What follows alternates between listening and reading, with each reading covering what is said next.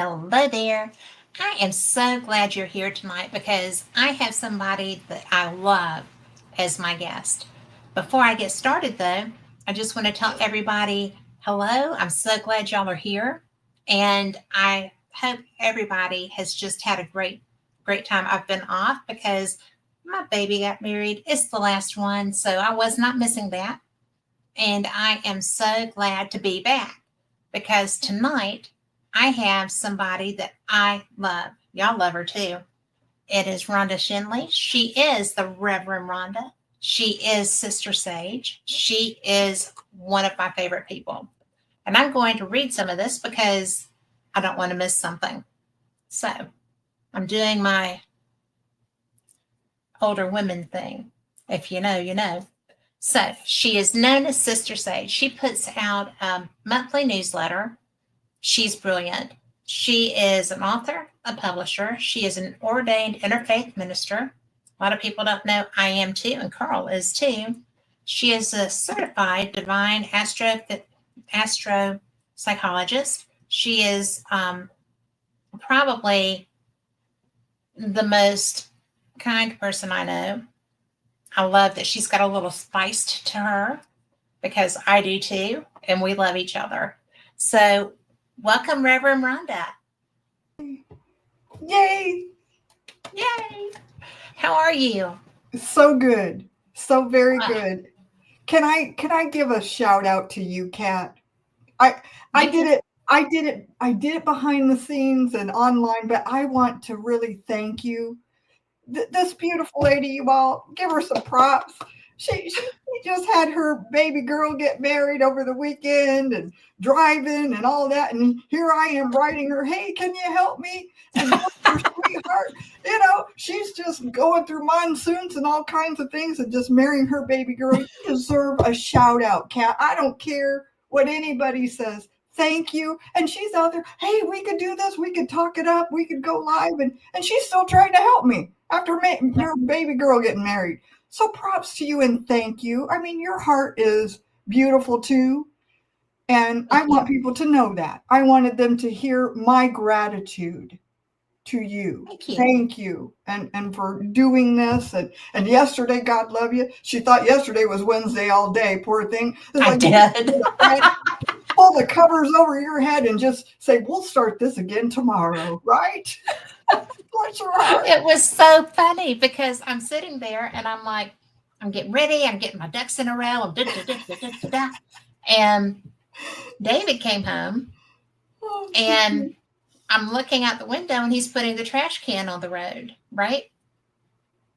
And he came in and I was like, baby, they ran today. And he was like, no, because my neighbor was moving his trash cans around. So I thought that he was getting them in because they weren't outside.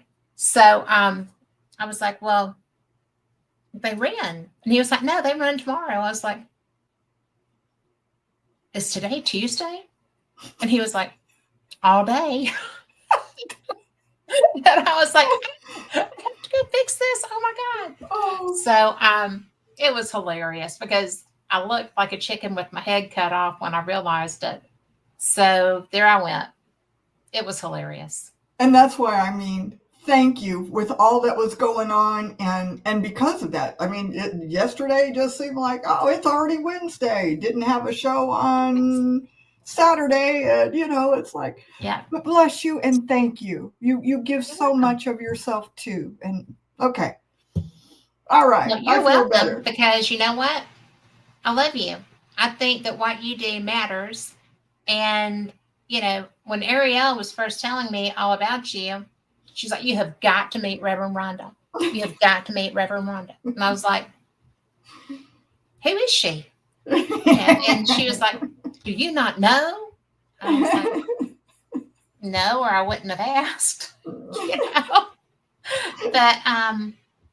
so I started researching you because I don't take anybody's word for things. I have gotten, step on my shoe doing that before. So I was just like, oh, I think I would like her. This is cool. Okay, this is going to be a good time. So, and it always has been. Yeah, and as you mentioned, about the COVID and all that. We had those talks, and I came on, and those different things, and it's just progressed from there. Yeah. And that was a time we all needed to come together, and Yes. community time. Yes. It really was time to come together and help one another. And and here we all are again. It's like I'm just so grateful. It's just expanded, our relationship, and talking, and different conversations and topics, and all the things that you do, I do, and we got so much in common. Like Scotland. Like Scotland. Absolutely like Scotland. I was so because we went back this year, and it was so much fun because we went to different places than we had normal in the past. Mm-hmm. And in fact, one of the places we went, it's a free, you can roam right to roam anywhere. Mm-hmm. And there's really no trespassing. But if you get hurt, it's on you. Don't come whining, And we were going to this Ruthven barracks, and some kids have been climbing up inside of it. Got up there, I guess they knocked some rocks loose or whatever. So they had put fences up around it. Mm. And it was just like, no way. So there was that. It was just like, okay, that's okay. That's interesting to know about that. They don't have trespassing. That I didn't know that. That's interesting. I mean, you can't go into somebody's house. Well, yeah. But if the land is out there, and I mean, yeah. But if you go in where the bull is, that's on you. But it's really kind of cool because they just you can't be a vandal, you can't do anything where somebody's living, Right. You can't go in their house or anything. But I just found that fascinating because we would never let you do that here. Right. We are a litigious society. Yes, we are. Yes, we are. Which, when I was studying to be a paranormal, I was banking on that. So that's, it's just fun. But I just love the things that we have in common. I love the times when you're on the side of the road. I love, I just love you. It's really nice. I love you too. That's why I want people to give you some props out there. You say so many nice things about everybody else. I'm thinking, it's your turn, my friend. Somebody needs to say a few nice things for you and to you. And here I am. I don't know what everybody else says, and I don't care, but you're special. Thank you. And I was just going to let Carl know that we normally stream to the Things Network, but I'm not sure if we are now. If we are, I love all of my Things Network friends. And if we're not, when you see this, you're going to know I love you. So it's really neat. That is a group that Jeremy York and some other people have put together of different investigators around the world. Oh, and wow. We have got people from everywhere. And one of my favorite people is Irene, who lives in Japan, and she sends me Christmas cards from there, and they're the most beautiful cards. So I just think that the whole group is neat because you get to meet people like that. Right. And share your investigation experiences. Like Jeremy was asking me about, do you have pictures of the places that you went? Because I can't find this because it was off the beaten path. And so I sent pictures, and so he's going to add that to the things. Nice. The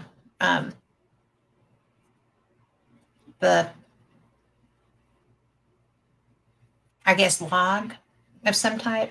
Mm-hmm. And let's see, I need to go.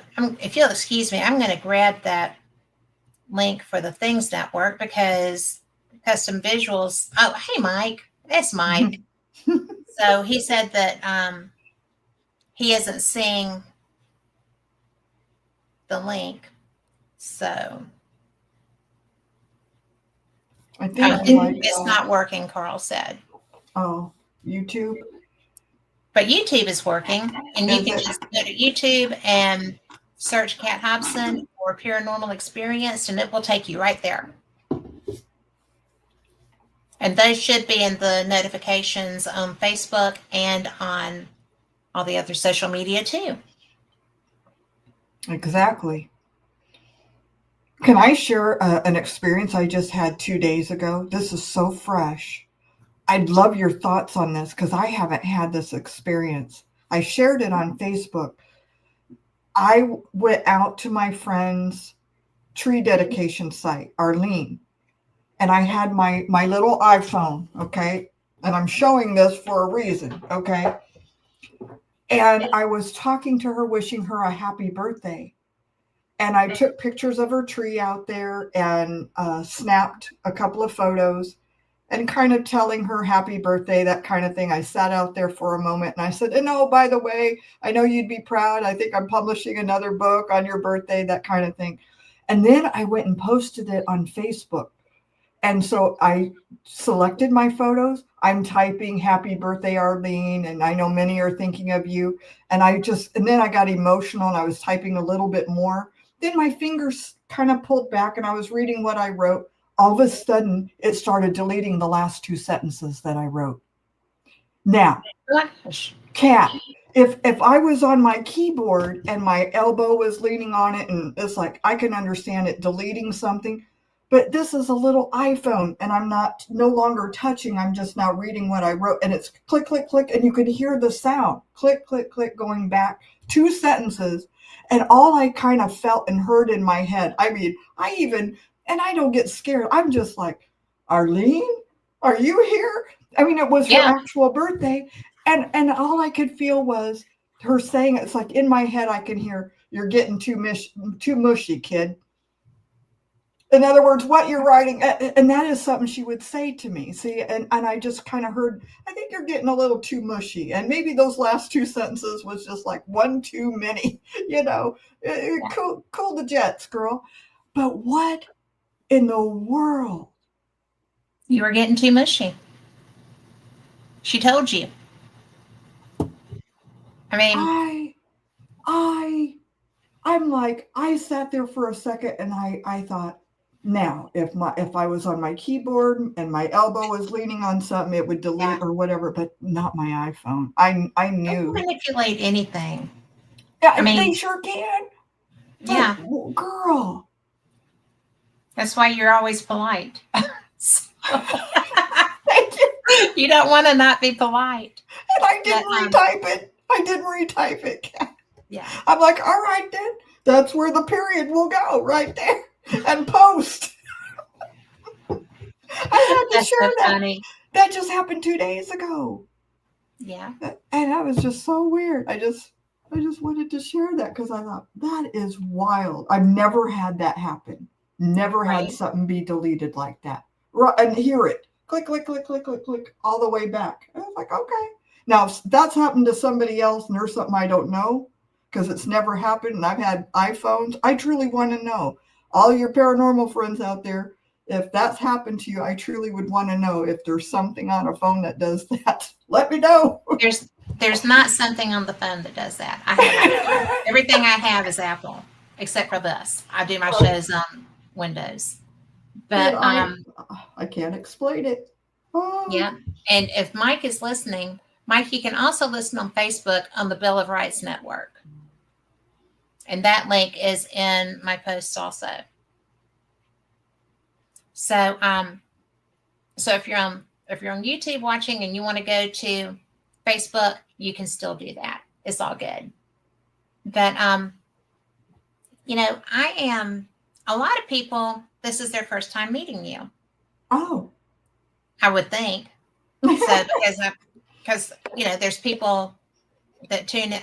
Sometimes I don't even know, especially in the replays and go back and listen things. There's people that I didn't even know knew me that show up. So really, wow. I just wanted to make sure that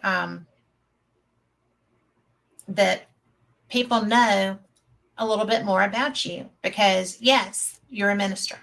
Yeah. Yes, you're very gifted. Yes, you do. Well, you are. Thank You you. are very, yeah, you're an author. You have a new book coming out. Actually, we can show people that because Oh, somewhere through here, whoa, there you go. oh my gosh, And look at that. Look at how you were able to get that up there. Check that out. and this is coming out as a Kindle book, right? It's already out as Kindle, waiting for the paperback. And I just got that so I could review it. I got the what is called the proof book. So what you're showing right now, Oh, I just cool. got I just got today in the Yay. mail. So I'm hoping tomorrow, late tomorrow, if it all looks good, then I'm gonna launch the paperback. And it's Yay. just very small. I'll tell you what, if you have any kind of attention disorder like I know I do, and I admit it, that you're gonna love this book because it's short, sweet, and small. But there's more books coming. Yeah, I mean, You know, we're talking only like 30, 35 pages or so. well, this is the numerology, right? Right. Which blows my mind. You What? cover why? Yeah. Because I really don't understand it, and you're the only person I know that talks to me about it, Oh. and I and we don't figures. and we don't talk about it that much. Right. So, I find it interesting because my grandma was very into these things. My grandma was New Age before there was New Age. Love it. So, she was all about gene dexing. She was all about numerology. She was all about, um, Like she was into, astrology does. yeah. Oh my goodness, astrology was her thing, Really? and it was really interesting because she was my strongest influence Oh, wow. as far as female, and she was very. Oh, you are such a Scorpio, and I'm like, that didn't sound like it was a good Yeah, thing. that doesn't And sound very she's complimentary. well, sometimes it's depending on Uh, what that relationship is and what you're looking for. Sometimes it's not. that's But right. it That was is so true. funny because I'm like, you are too. And she was Oh, like, was she? oh, she Oh, it was. explains October even more. 26th to my November 7th, A indeed. true metaphysician there. All right. So, yeah. So, when I started getting older and when I started doing some of the things that I like to do, I started realizing that this stuff is quite interesting. It And is. how did you, I mean, because you are immersed, you're fully immersed in Yeah. so many different aspects of consciousness, really. Yes. And how did you get there? Have you always been that much of a spiritual being, or is it something that with life experience came to you? I think that is a good way of saying it. I believe I was spiritual, but I'll tell you the life experiences that I've had, which I've shared on your show, between having cancer, near death experience, and everything else in between work, being in the medical field. There's a spiritual component. I don't think I really stopped and realized, Kat, how little things kind of are a part of even in astrology. And I'm going to tell you what that is. I started noticing patterns, themes, rhythms. If you think about people's lives, being a minister, it's like you see patterns show up in certain situations of their life, um, things that reoccur, and cycles, seasons. I became fascinated with that. And I think with my life experience and what I went through, just kind of highlighted that, amplified that even more. It's like I had to find out why, what is this? Um, and and I even wrote that in this last book, which I did even in my first two books, which is I let you know I am fascinated by cycles, rhythms, themes, and patterns. And astrology is that. If you watch people, they have similar things. They got like patterns and rhythms and themes in their life. And numerology has the same. It has Isn't the same. numerology more written in stone, though? Written in stone. Isn't it more set, numerology? It is, but you have to remember also, like astrology, it's like you see things through the eye of the beholder. It's who's experiencing it and their choices of how they're going to go out and respond to it, like in astrology. Does that make sense? Like you could be a Scorpio, like you said, you could get the nice Scorpio of me, or you can get the one that's not so nice. There are two sides. That's with every zodiac sign. So it's the person. And when I talk about astrology, see, I love your question. I love this question because in astrology, every zodiac sign has both what I call the positive and negative, okay, on the spectrum and everything in between. And it's the person is the one who has the choice of how they're going to use it. A Scorpio can come out and become and use what I call the lesser, the more negative aspects of Scorpio. Yes. They could be jealous, they could be possessive, they could use the little pinchers of the scorpionic, stinger. Let me sting you a little bit. Oh yeah. See? And the same thing with a Gemini. They know they're good salespeople. Well, are they going to go sell things to you that really isn't the best for you and your best interest? Or are they a good salesperson and they're looking out for your best interest? How are they going to use that particular sign? So it's negative and positive and everything in between on the spectrum. How are you as an individual going to go use it? So to answer your question, is it set in stone? It's how the person is going to use a particular cycle. Am I going to resist it? That's why I talk about rhythms. If you're in divine flow and you're going through it, it's like I know right now I'm in a personal 4-year cycle. And it's like, if I want to resist that, if I want to fight it, I'm going to have, a bumpy ride if I resist any cycle. So it's the person, each individual person, how they're going to use it, just like astrology. So I don't think anything is really set in stone. I think it's how we have choice. And I think a lot of people have asked that. Do you think we have choice in our life? Each soul that comes to this earth, do we have choice? And to me, the answer is yes. We all have choice in how we're going to. Yeah. Do you agree with that? We have choice. I do agree with that because we're sentient beings. Yeah. And we're very emotional sentient beings. It's not just the awareness, it's the emotion as well. Oh, yeah. And so the emotion at different phases of life, everyone has very different moments depending on their rhythm of their body. There it is. Rhythm. And yes. If you are in sync and if you are, I feel in tune. Okay, I feel when I am not in sync and I have to figure out, what have I done? What am I missing? Yeah. Right. And it also affects how I react in stress. Sometimes stress is just like, oh, okay, that happened. We're going to move on here. And sometimes stress is like, woe is me. I don't know what to do. I'm just going to fold up and lay here for a few minutes and get my wind back. Mm-hmm. And then I'm going to get up and I'm going to find out who created this chaos. And we're going to fix that. Yeah. So I go external with it instead of accepting that my reaction put me where I was.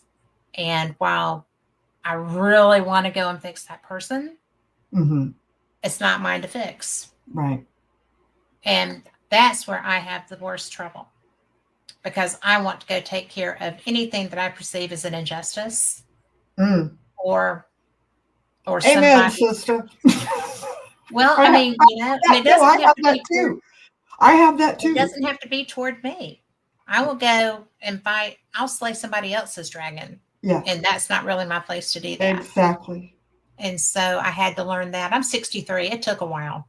And I'm 60. And same with me. It's just like I'm Yeah. finally getting it. I agree with you. I do agree with you. And it's like, and my phrase to that, Kat, is so how I help myself with that one is I say to myself, am I doing them a service or a disservice? Yeah. That's mine.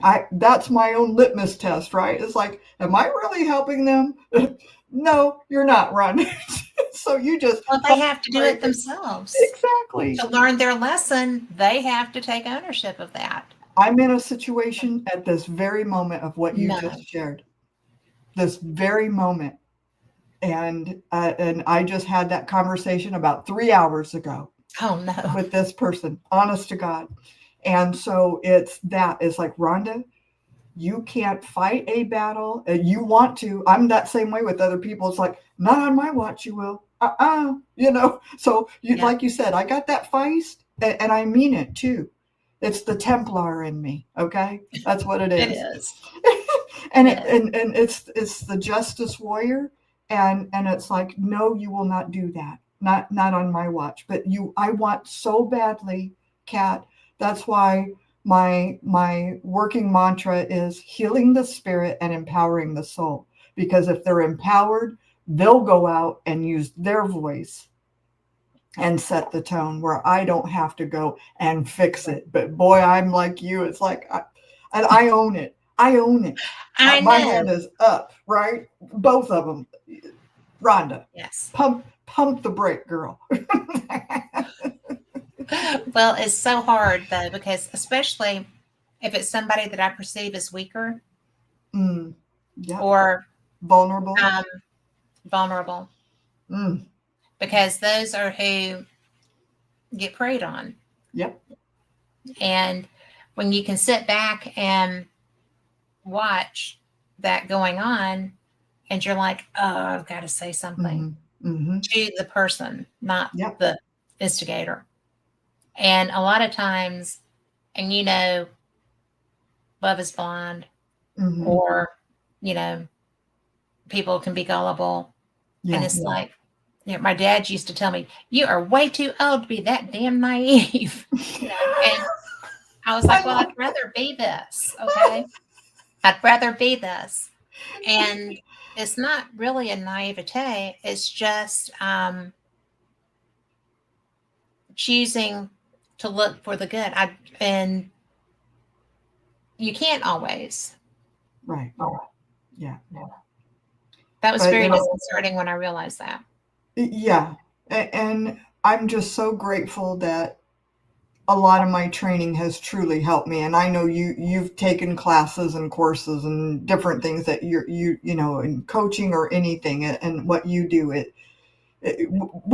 I think we all know, it's like we don't even have to take a class and we know that, but dang it, sometimes it's like, I'll be darned if I sit here and just allow somebody to Exactly. do that. Yeah.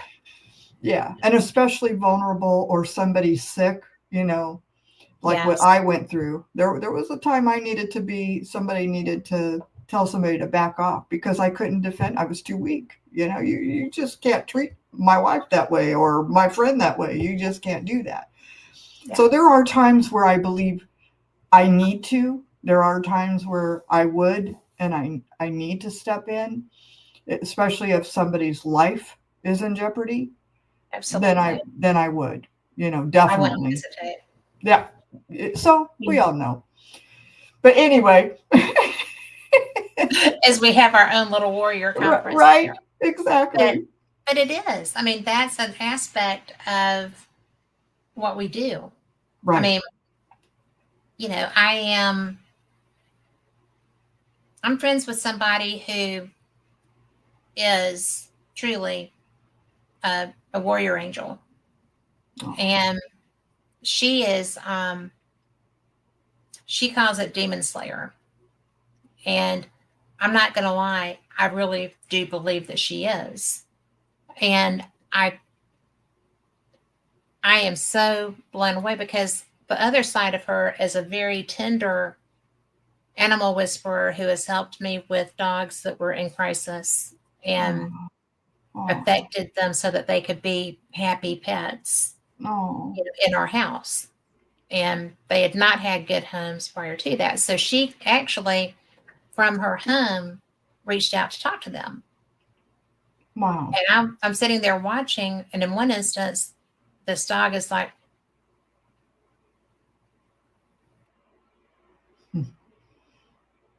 you know, and I'm just like,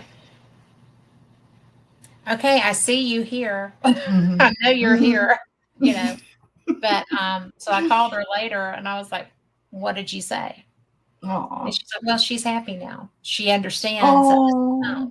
So this is why you just said it, there's a lot of us have those two sides to us. And that's part of getting back to the astrology. When I look at a sign, I tell them both the yin and yang and what's in between. And it's like we have choice and we have options. And of course, we're all trying to get to the positive side and try and maintain that and make that more of the daily one versus the opposite. But, you know, and with numerology, it's similar. There's some similarities there. And I started getting into this a few years ago and played with it. And then I started seeing some correlation to the astrology. Then it really became fun. I said, oh, like this 1 year cycle reminds me of an Aries. You see what I mean? I could just. I do. And it was so fun. I love kind of looking at that. And so, and then another thing, Kat, and I don't know if you feel this, but it's like when I do a reading also, it's like if somebody's what I call a newcomer to the world versus an old soul, because I believe in reincarnation. It's like one of those feelings like, been there, done that. You know what I mean? That's why I feel a little more of that, you know, warrior justice woman, here she comes, you know, it's like been around, and I'll be darned if you're going to go prey on somebody who's vulnerable or doesn't have been around long enough to this earth to know what to say and when to say it kind of thing. So, so for newcomers, when I do readings for a newcomer to earth kind of thing, been around a few times, I can see where on that continuum of yin and yang where they are and how they're using their sign and the energies of their chart. And I find that fascinating because the older souls, it's like I don't have to explain as much. It's like I get it. You know, it's like it's fast. Where other people, when newcomers, you just have to explain a little bit more and use a little different verbiage. So the verbiage is a big deal, right? It's how what you're saying to get a point across, and it's like, so I tend to figure it out rather quickly if they're a newcomer or an old soul, you know. And I get tickled. Huh? I don't have the strength of your gifts when it comes to that, and there are times, maybe, that I am not the most patient person when I see somebody who is not getting it or is not able to focus appropriately to help themselves. And I understand why my dad was like, you're way too old. But but I'm just like, you have got to, you know, wake up, you know, don't allow yourself to be, your energy is yours. Protect that. Right. You know, do not let somebody step into this bubble and cause you harm. Right. Shield. I mean, just shield. Yeah. And people are like, how do you do that? I said, you just put them up. Yeah. And I don't know how to tell you to do that. But you can. I see that. Yeah. you know, and I'm a terrible teacher, but I mean, because I can shield somebody, but they need to do that because otherwise but if they're a they're going to newcomer, walk away from me. do you feel that they're a newcomer? Not When what necessarily. They just don't feel like is they need it? to do that. Oh, okay. And I Okay. think that's, to me, that's just kind of a weird thing because why would you open vulnerabilities? Then they need to learn. They did. Ah. So, but it was so weird because I felt like I was tossing a baby into a lion's pit. Mm. And I'm just like, I am doing everything I can. I don't know what else to do. And then it's like you said, you have to walk away and just let them, Learn. they won't do it again. Mm-hmm. That person has not done it again. Mm-hmm. And I mean, I was fighting to be able to do that. And there was no way. Mm-hmm. Wasn't happening. So that was my lesson. That And was my and lesson. we all do. We all do. On them, that was my lesson. So, do you ever, because you talk to and guide a lot of people, how many subscribers do you have for the Sister Sage I newsletter? think a couple hundred. Because that's where I learn a lot. Really. And as you know, I just did my 100th newsletter, and that was really exciting. And it's just built up a little bit here and there over time, over the last for the last 100. So it's gotten out there. Thank you. And I'm glad that it's helping. And I feel like sometimes I can speak good and interview very well, but boy, when I get into a rhythm of my writing, I was like, wow. I tap the ethers, Cat, and it's just like this book, and it's like, and like I said the other day online, on live, I said it's not like I just woke up this morning and I wrote this book. Let me just show y'all, all my friends out there in YouTube land and whatever. See all these booklets I have? These are Yeah. all the ones I've written that needs to turn into books. I mean, it's not like I haven't. So, and so this one on the numerology, I typed it up and had it as a PDF as a service on my website. And I said, I'm going to turn this into a series, meaning every year. This one's for 2026. I'm going to start doing it for 2027 so everybody can have fun and go read their personal numerology. I give you the formula of figuring out your personal number for the year. Right. And then the collective year. And I give a description for each one. And so once you figured yours out, you get to read your description of what it means for all of 2026. And then after you're done with that, you read, the collective year for 2026, what's happening globally. And then you can go back and say, I want to read about my husband. What year is he? I want to read about my colleague, my coworkers. And with this book, you can do everybody. I'm Everybody. looking forward to that. It really is fun. It really is. And if I can give an example of like what a 9-year is, and that's what we're in, Kat. So as I mentioned, I love cycles, patterns, and themes and all of that. And so we're in what is called a 9 cycle right now globally. Okay. That means endings. That means you've come to a completion. You have gone 1 through 9. Those are all the numbers you have. It's just either 1 cycle, 2 cycle, and all the way to number 9. Okay. And so a 9 means completion. That means we've gone through 9 years, and it's like we're done. Now it's time to just tidy things up, clean out everything you don't want so you don't take it into your 1 year, which is a brand new year next year. A 1 year means we're all starting over. And that's like Aries. It's the baby of the zodiac. We're going to all be out there like, oh, Well, what are we doing? I don't know. Well, what are you doing? I don't know, but we're going to do it. That's what it's going to look like for all of us next year. It's a That's going to be whole, interesting. it really is. And if you've listened to y'all out there, if you've listened to my lives like Kat talks about, my what I call my coffee talks, I was mentioning the 9-year and I said, if you have that one drawer where everything's thrown into it, I call it the catch-all drawer, the junk drawer. Do you have a junk drawer? That's a 9-year. We everything is just saturated, filled up. We're done. We've completed a cycle. People are done. I don't know if you can feel it out there. Yes, People I are like, absolutely can feel that. that's a 9-year. See, you can't make this stuff up.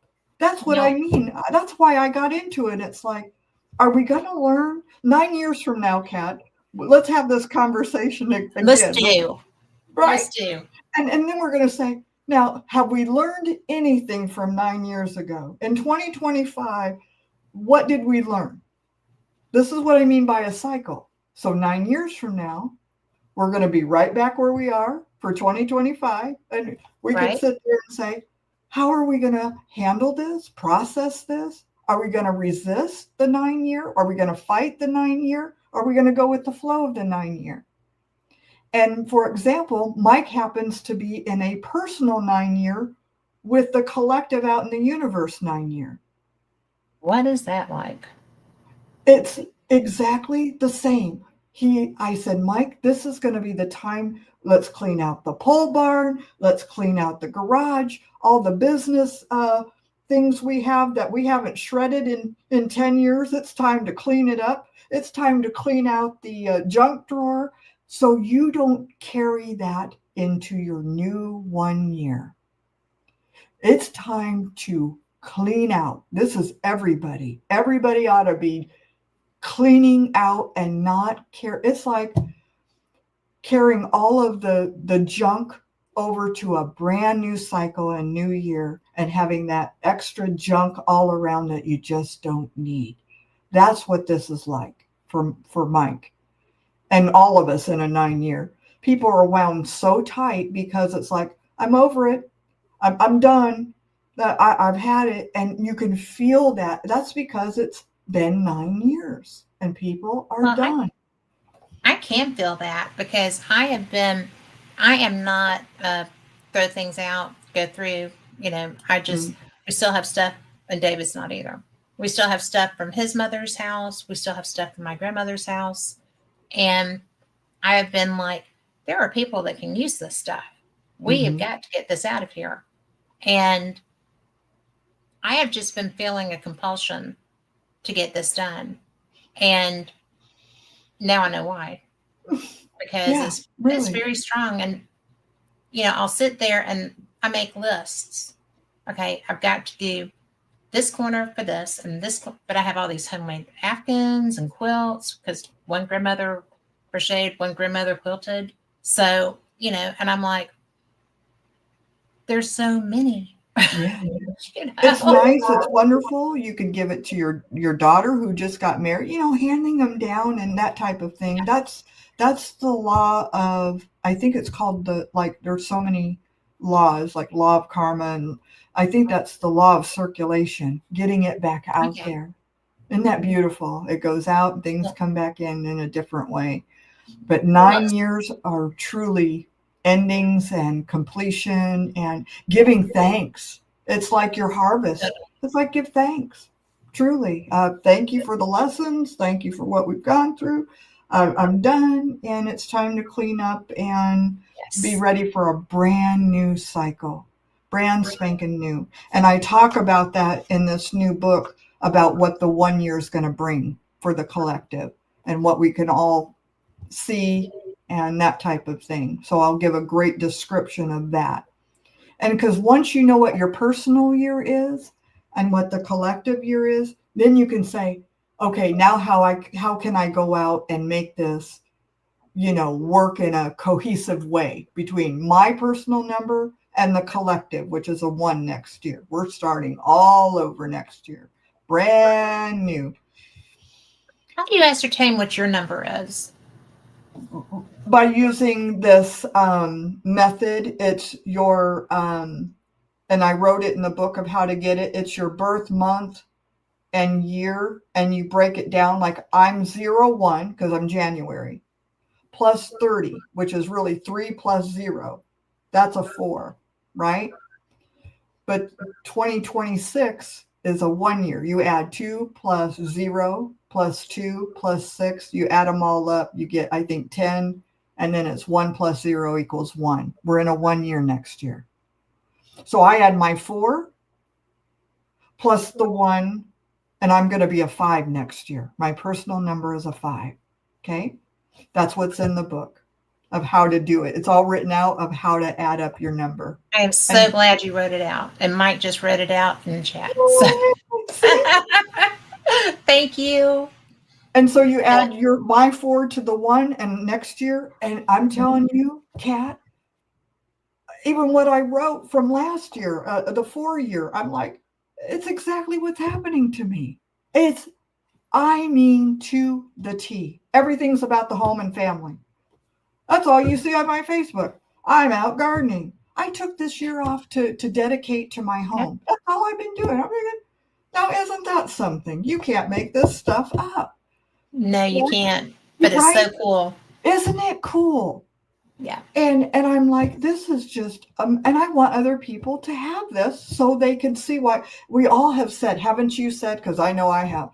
Now, this has been either the best year or this year's just been a crazy year, right? And like, what in the heck is going on? Well, it makes sense of a 9 year. It's like, no wonder the collective 9, it's like everybody is just so tense, uptight. They've had it. They have been. They have. This has been the year from Hades. I'm telling you.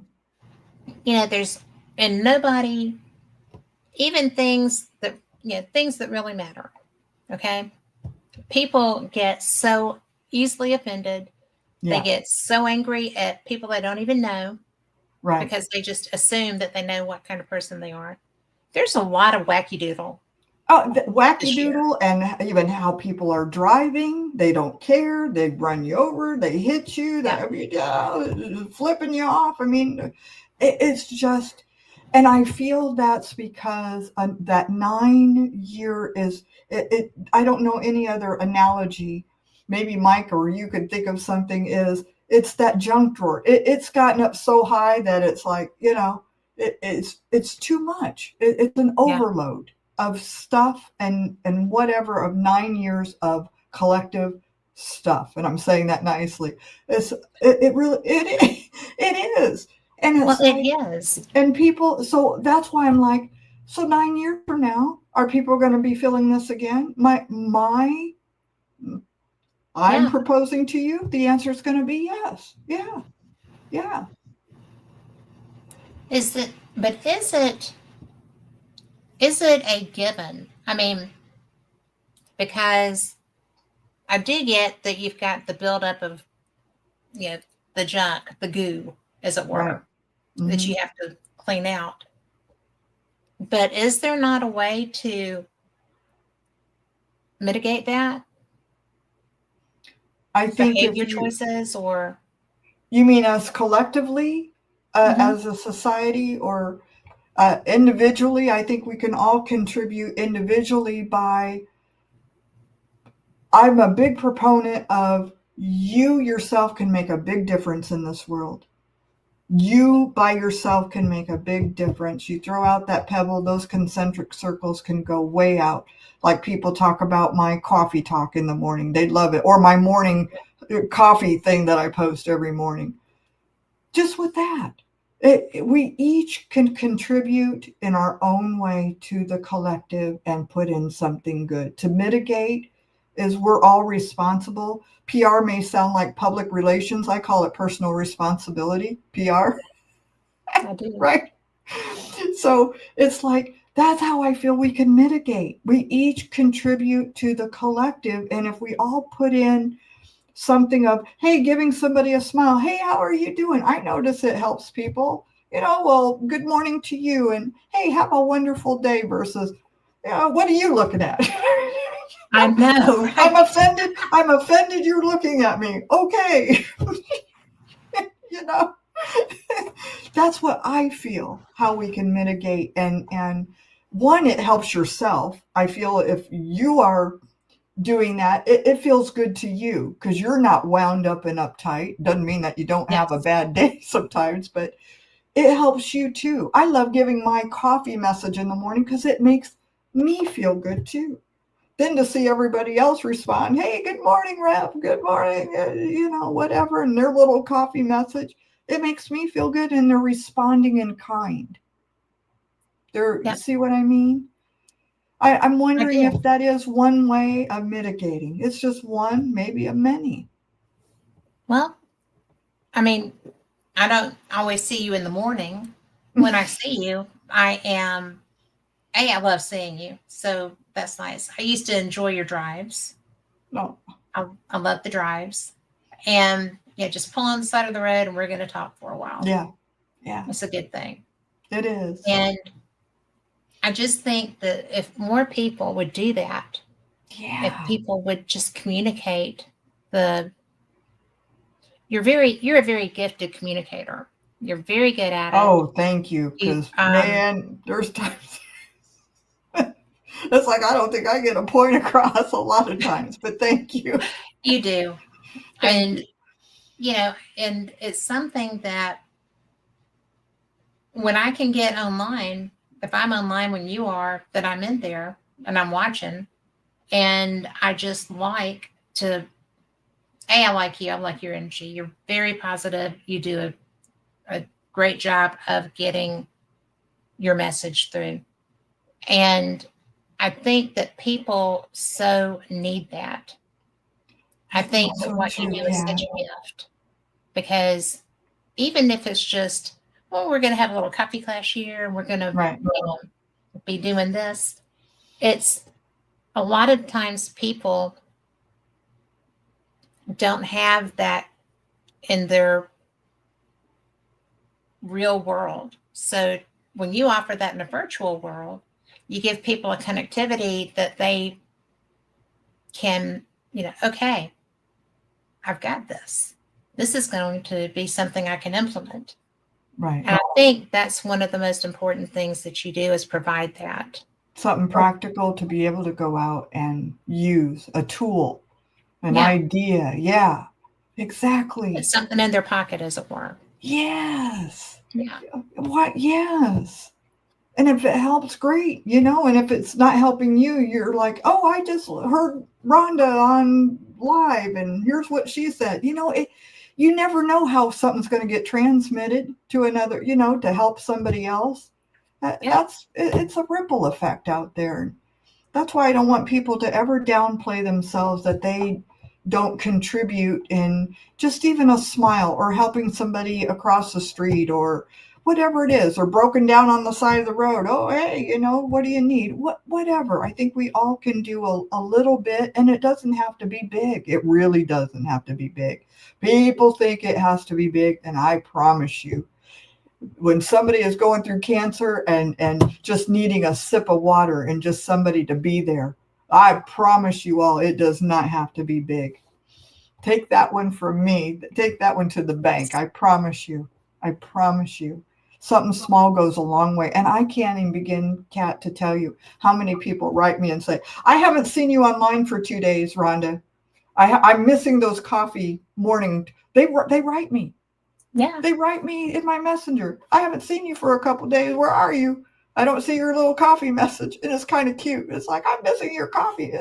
It's sweet. I'm thinking, am I really making that impact on you? Apparently so. You are. Apparently, yeah. They're telling me. So I guess so. It's like, what do you mean, where have I been? Huh? I've been working on the house. I'm in a personal number 4. Didn't you know? it's it's all about the home and family and foundation. So yeah. So let me know when you want to talk about the cosmic cauldron, the Yes, party. Oh the my God. party. And, I've got down here, you know, virtual, offsite, and onsite. Yeah, isn't that cool? I think it's a bizarre and fantastic because I was trying to figure out how you were going to do it. And I've been doing the logistics. You're going to be busy. So, and I am not going to be able to do it live, but I am definitely going to be doing it after the fact if I can. So, I think that what you're bringing to this table is going to be amazing. You want to talk about that some? With what With the astrology, the astrology party? Mm-hmm. Yeah. So this particular one, a couple years ago. You want me to put your little? Well, no, that's not this. Go ahead.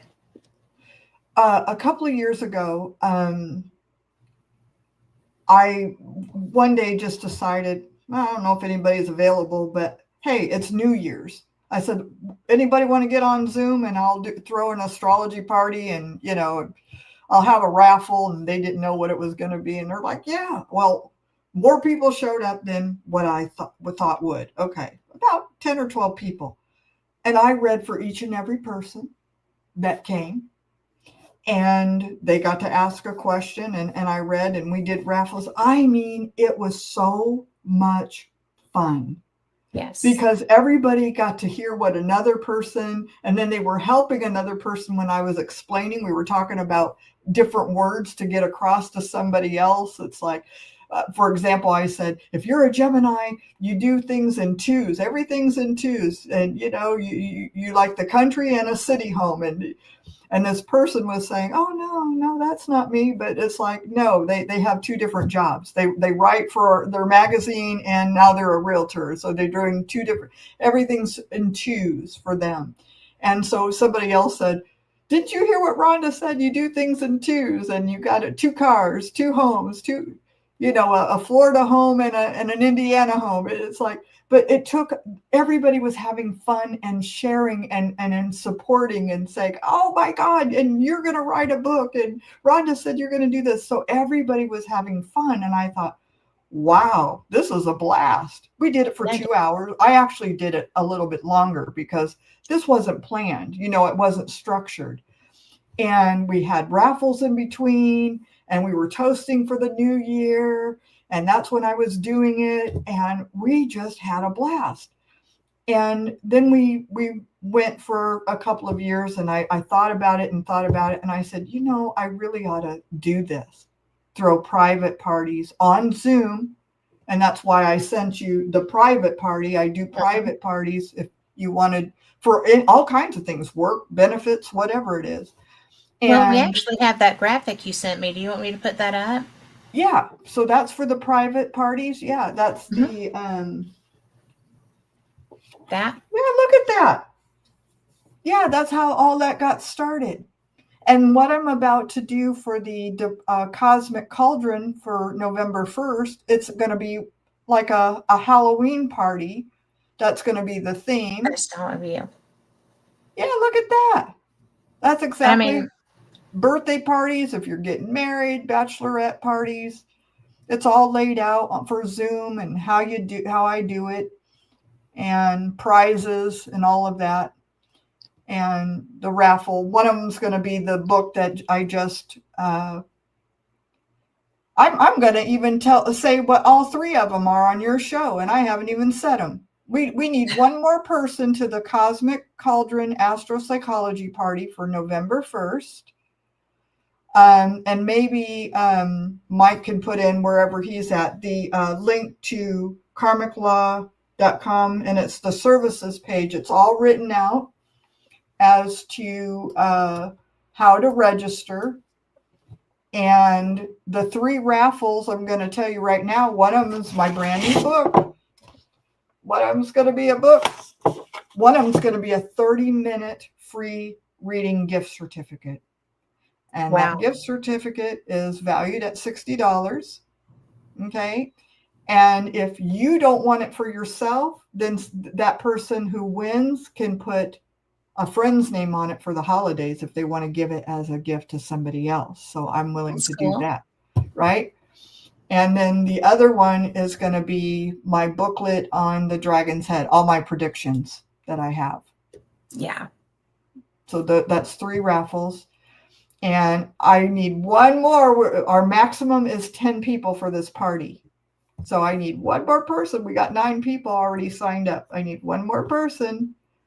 And I've learned by doing this, by having 15 people, that becomes too much, But this gives everybody, for 10 people, 10 minutes of asking any question you have to Sister Sage.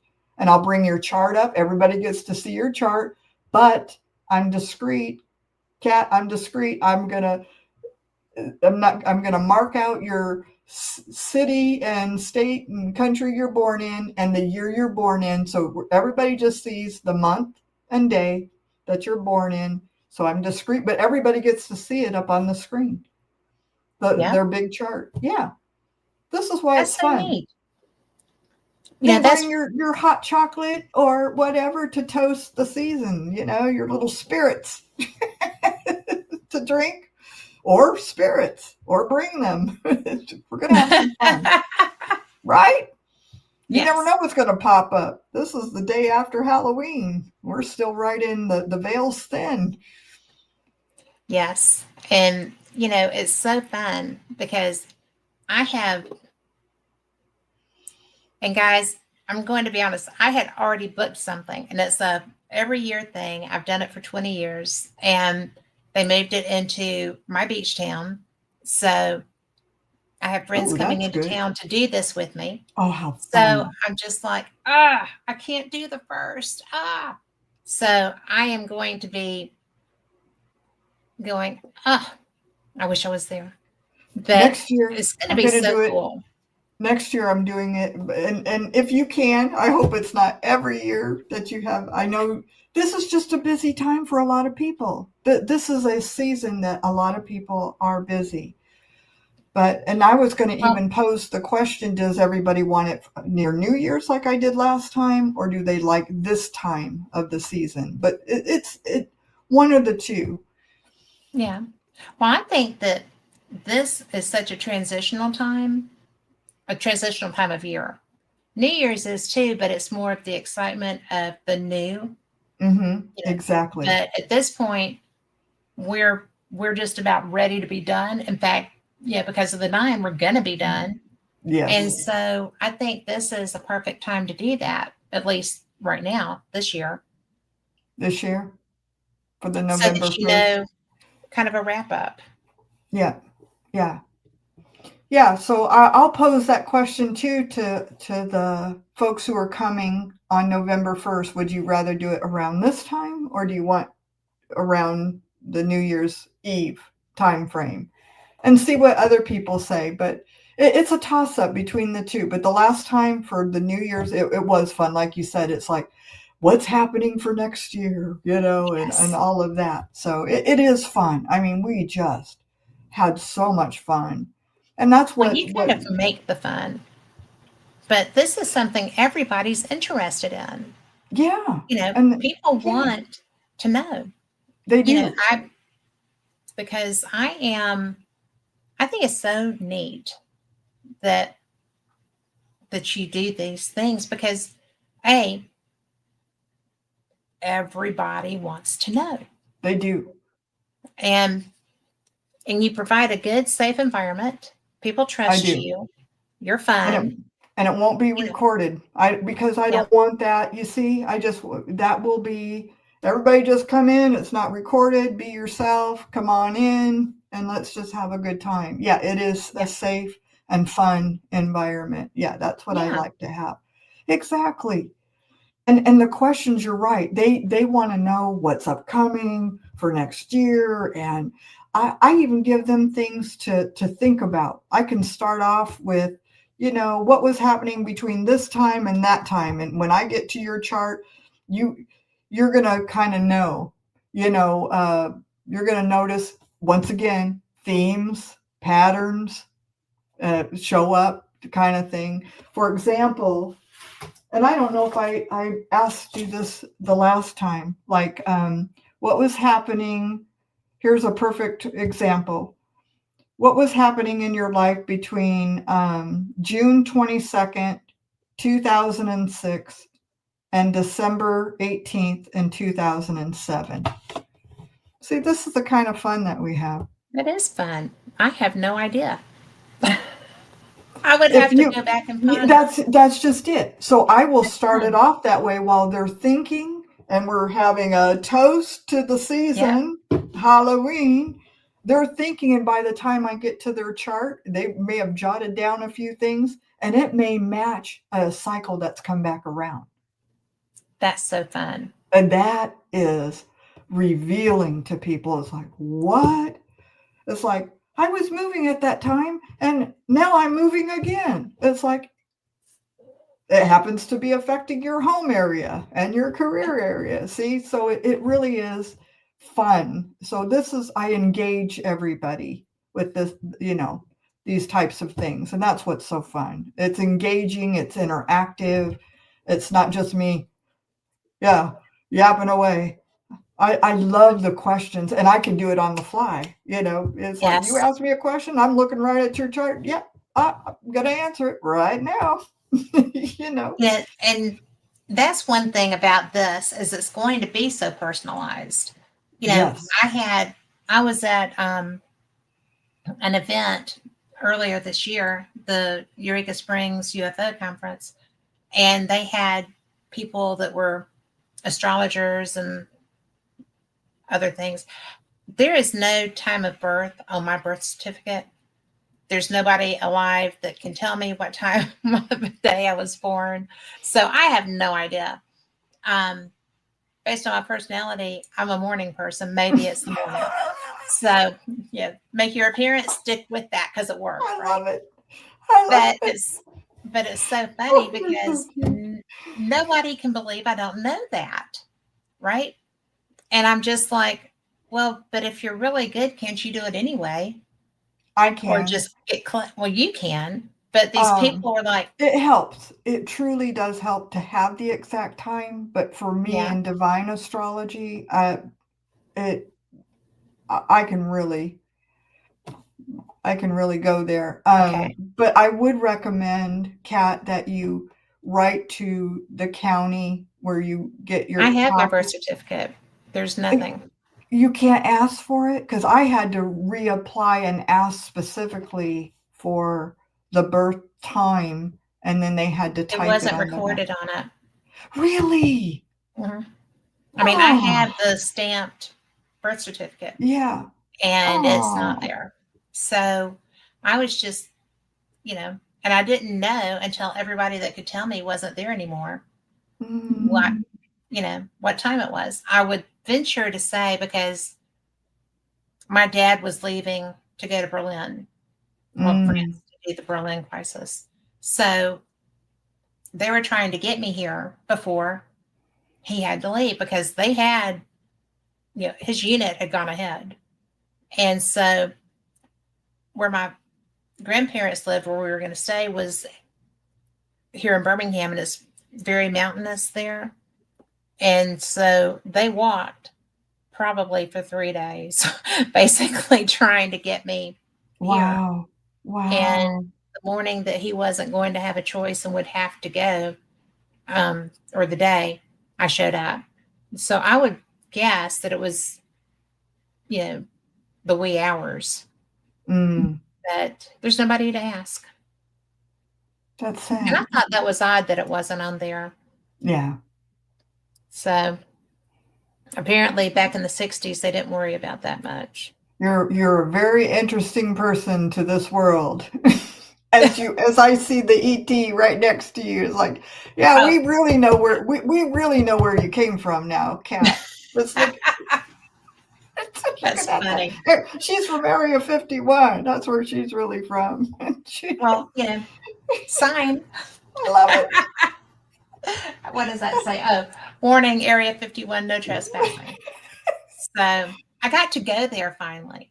So I was Did like, you? I did. And Cool. it was one of those Vegas tours, but I was so into it that I just was like, I don't care. I mean, I don't care. I just want to go. Right. And what was really amazing was that Groom Lake, which is a dry lake bed. Mm-hmm. And because we got to drive out on it, and I'm sitting there going, oh, there's got to still be water under here. I don't think I want to stand on this or drive on it. But they said it was safe. And when I got out, it was the coolest energy I've ever felt. It was just like, it was better, different. It wasn't better, but it was as good, but different. Like when I'm in the Smoky Mountains. I mean, it was just that ancient of days kind of thing.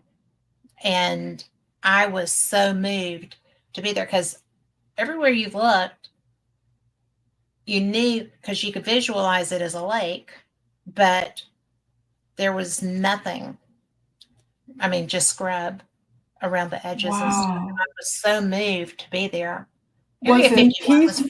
cool. Was it peaceful or was it like highly charged? What when you say energy, It what was it was peaceful, but the energy was pretty strong. was it? But it was peaceful. It wasn't Wow.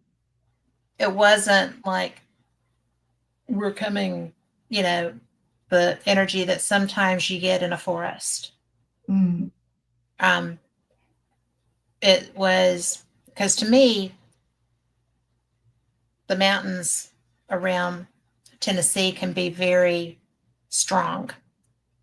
That energy is ancient and sometimes it's not really peaceful. It can be very aggressive. But this was not aggressive. This was just very strong. Mm. So I I would go and camp there. I think it would be a cool Really? place to be at night. Yeah. I think it would be very cool to be at night. So I'd do you know, it. Hell, I I'm, don't I'm open game for any of those kinds of fun little well, jobs. if somebody had a problem with that, I would not go unprotected, obviously. But I mean, it would be because you have snakes and stuff, but it would still be the perfect place. I can't even imagine the sky there. At night. I Yeah, bet. I would sleep there. Beautiful. Oh, that would have to be really Yeah. something to see. Yep. Maybe like for our 70th, we can run away. Right. We'll plan that. But we're just not eating at the little alien inn. We're not eating those burgers. But it was different. So I did eat it, not the bun, but I ate the burger. But it's just and Area 51 itself, because of all the energy that people have put into it, was I interesting. could imagine. I could imagine that. Yeah.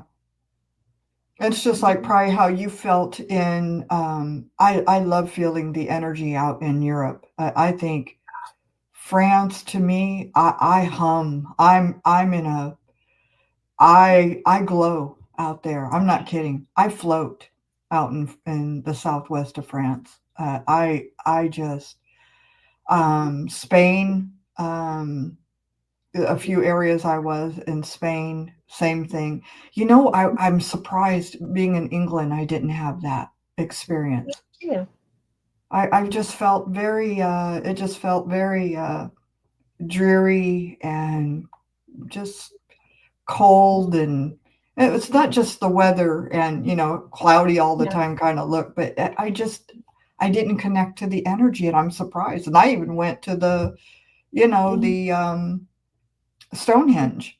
It was magnificent, don't get me wrong, Right. but I just didn't have that connection like I did in France and a few other places, and I know why. But Well, my dad had that connection in Provence. So really, he went there every chance he got. wow. I yearn for this location out there in the southwest of France. I just like I weep for it. That's how powerful of the connection I have out there. It's home to me. Let's put it Mhm. that way. I say I'm home when I'm out there. It's just It's like, I've been here before. Not in this lifetime, but in another. And I know it. Isn't that odd? Because I did get that when I was in Scotland, but I got it the first two times we went to Edinburgh, Inverness. Well, we didn't go to Inverness the first time, but we went to Edinburgh and just around Kirkcaldy and stuff. The second time we got to go just, 5 of us with our friends from Scottish Paranormal and Highland Paranormal. And we went Loch Ness and all these other places. And this year I was like, we need to go further north. I need to be further north. And my friend Rick was like, why? I said, I just do. I just do. So our friends from Highland Paranormal took us up I don't remember the name of that, but we went up along the East Coast through the Highlands. That was beautiful. And then we came back on the NC 2500, 1500, the West Coast Road. And I got to see, I didn't even know they had tours that far north, the Bald Mountains and stuff. And, we're sitting there. We stopped at a place and then we were driving down a road and they stopped at an overlook. And everything that I had wanted to see was right there. The Scotland I looked for 3 years was right there. Oh, Kat, I know what that feels like. Oh my gosh. Yeah. So wow. It was so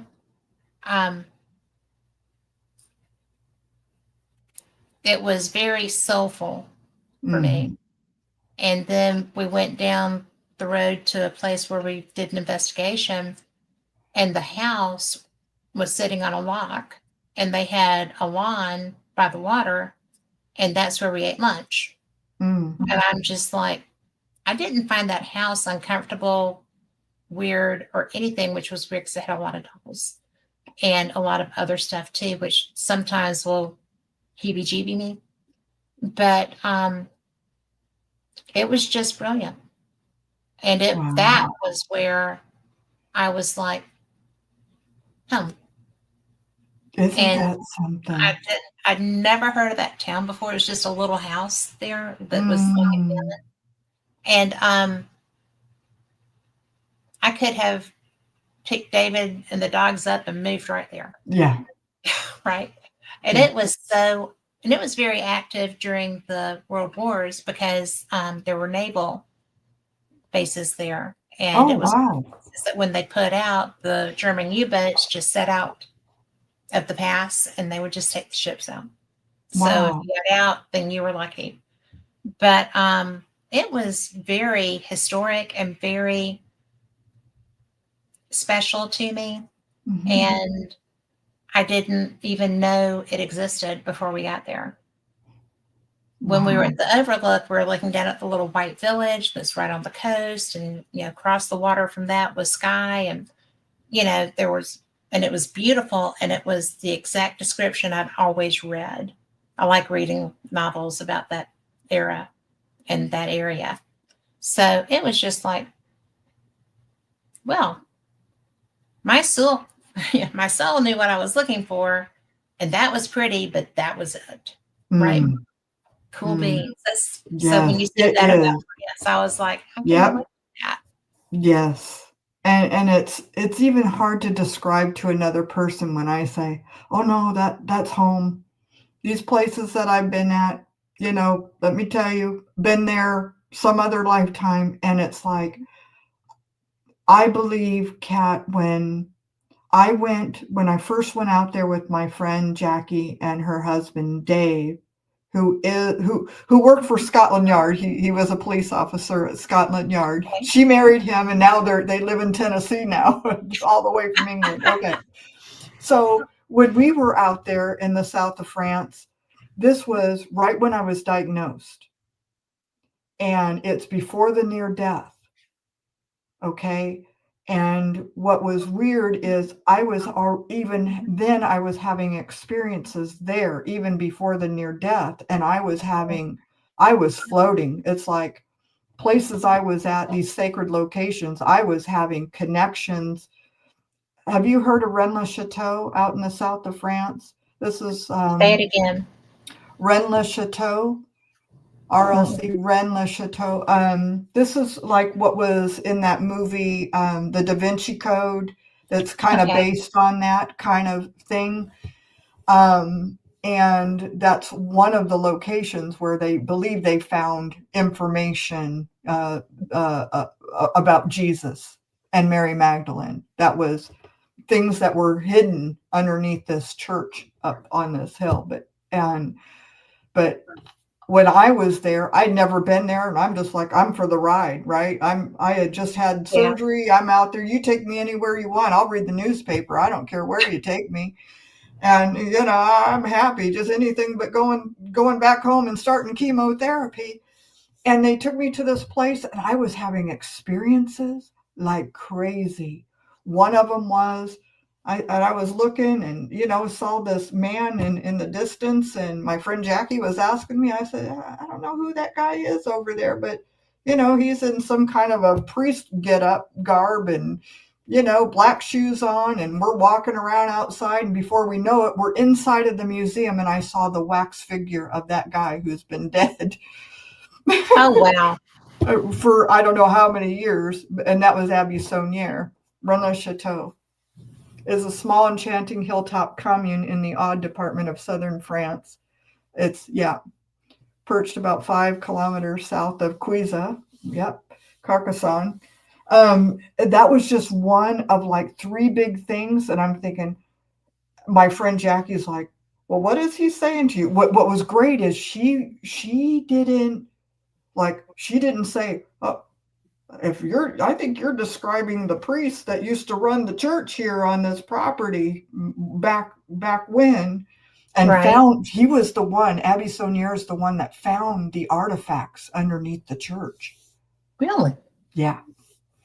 And I was describing him, and we go in and see him. I said, that's the dude with the red sash that, sitting here in this wax chair that I saw. I said, who is he? Well, that's Abbey Saunière. He's been dead but I was grateful Jackie didn't push. She just said, oh, what is he saying? What is he doing? I said, I don't know. He's just staring at me like he knows me. Just whatever. Just went about whatever they were doing and following. We were just walking around like a tour, a self-guided tour. The other was I began to cry and weep inside of the grotto. And I kept saying, Kat, I hope I did right by you. I hope I did right by you. Jackie walked in, and she just kind of stood behind, and my knees were bent, and I'm weeping and I'm crying, and I said, I hope I did right by you. And I didn't know that was the Mary Magdalene grotto. Oh, wow. And I'm weeping and saying, I hope I did right by you. And Jesus. I don't know why I was saying what I was saying, but I was saying that. And I said, and I was crying so hard, and I said, why? And she says, maybe, she said, this is the grotto and for Mary Magdalene. And she said, so maybe Rhonda just giving an offering would be good, and ask her to help you as you go back home to start your chemotherapy. I said, what on earth could I offer, Jackie? I have nothing. And she said, you're going to lose your hair. Pull a piece of your hair off and offer it up to the offering. There was a little offering, little area at the top. And I pulled some of my hair out, and I laid it there, and I asked who I didn't even know I was talking to, but it was Mary Magdalene's grotto. And I said, protect me, save me, help me. And then we went into the actual church where Saunière found the artifacts under the church. And I prayed again and lit a candle and said a prayer there too. Then the next thing I know, we're walking into what is called Saunière's library. And I was just looking around and I'm just like, I think that's what that guy outside was trying to tell me, something about books, for me and book. By the way, this was before I went through ordination. He was Really? connecting with me before I was ordained. There was a connection there. And I was looking up, and this is where, have I told you this story? No, I look up you and have where I not told know. me this story. Oh my God. This is how many, That's why I'm spellbound. I look up and I see this. I said, "Oh my God, look at this." I'm looking up over what was like a fireplace, in this old fireplace, and to the sides are where all his books were, and these bookcases, and and I'm like, "Oh my gosh, look at that." I said, that guy. And once again, Jackie and her husband, Dave, I'm and they're just being very calm, and it's like, "Oh, well, yeah, what is that, Rhonda?" And I said, "Well, that guy, he's got like a musket on. It looks like chainmail." I said, what is that word where it looks like a musket on his face? I said, "Wow, that's old. That's a really old picture up there." That was a mirror. I was looking at myself in a mirror that was dusty, but I was looking at a guy like with a Templar mask on, with that chainmail that's like that Yeah, little. with the little uh, dangling. yes, that's Yeah, what I was saying. I said, that guy up there, I said, look at that old picture. I said that instead of a mirror, I was saying it was a picture up there of the guy with, I said, who is that? And they're like, who? They're being calm about it. They'll tell you this. It's like, um, I don't know, Rhonda, who do you think that is? And I says, well, describe him. Well, he's got the thing that comes down here. It looks like the helmet, and it was a Templar. It was a Templar. I was in Cathar country. you were looking. Yeah, that is a Templar.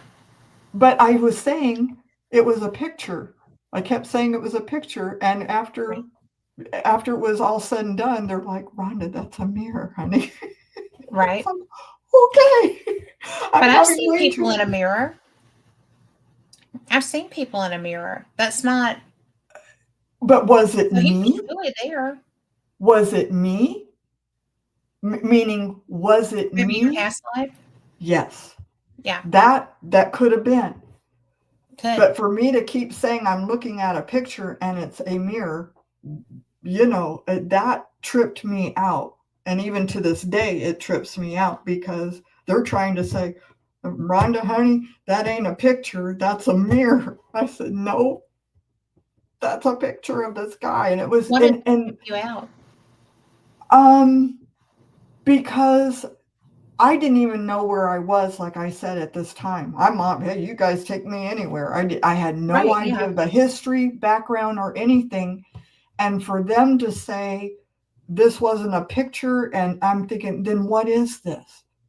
What is happening to me? And I know they say when you're in trauma that it heightens your senses. I had a lady who has a social work background, a psychology background, that was informing me, and this is not too long ago. She told me that in trauma response, your senses are heightened and you can have this Mhm. kind of experience.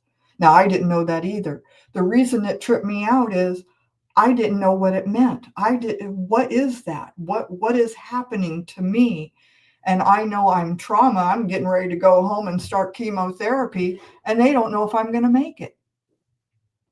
But you had asked for protection I when you sure were in the did. grotto, I and did. then when you were in there where that was, Yeah. your protection was shown to you. Isn't that something? I never thought of that. And here's what I can say, and this is all hindsight. I felt I needed to go there to pick up the energy Hmm. of that location you and I are talking about. We feel home. Hmm. I felt going back there, literally, I felt like I was already healing before I got back to the States to Yeah. start treatment. because of all the Yeah. things that were happening to me out there. I mean, I don't know how else to describe why it was trippy to see something like that looking Yeah. at you, and it's not a picture, it's a mirror. It was a dusty mirror, it was an old-fashioned mirror, but it wasn't a picture. I didn't know what to make of it. Was it me Well, looking back at me from another time? Was it a protector? What was it? It just saying you don't know this yet, but you're going to reconnect to yourself a few years from now, you know? yeah. I think it was your protector, and I think that your protector was you. Isn't that something? That's something And to me. That inner you're, warrior, that Templar. And Mike wrote, Abby Sonier, he died on January 22nd, 1917. and here you are. And here I am.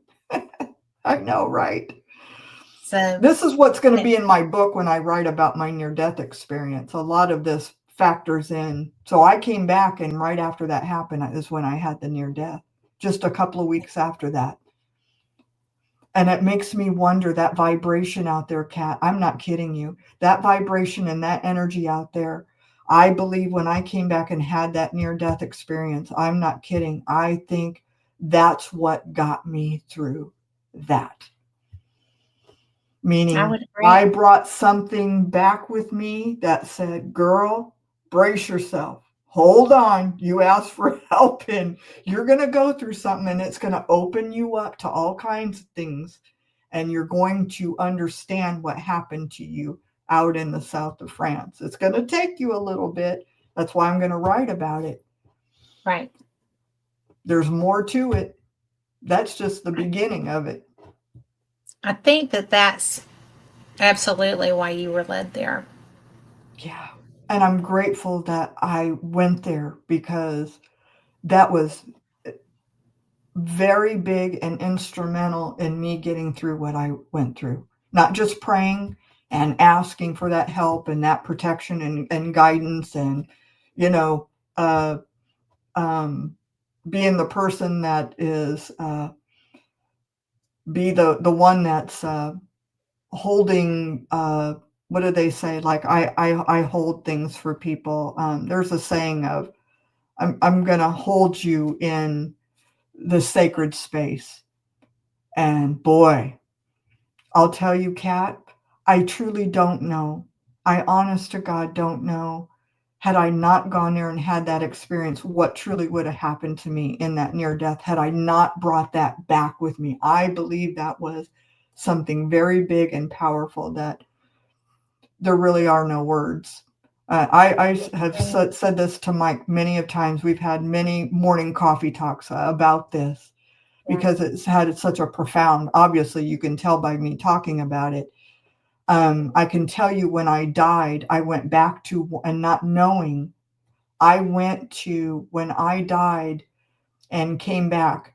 But when I died, I went to this location that was like a mountaintop. I came from up the ground, and everything was golden. You know how they say the golden light, people that have died, there's this golden light, and this, like, the light sun was coming down, I was coming up, and I thought, what this beautiful place. And I was with God, like, oh, this is beautiful, and God, I had my download, which will be in my book.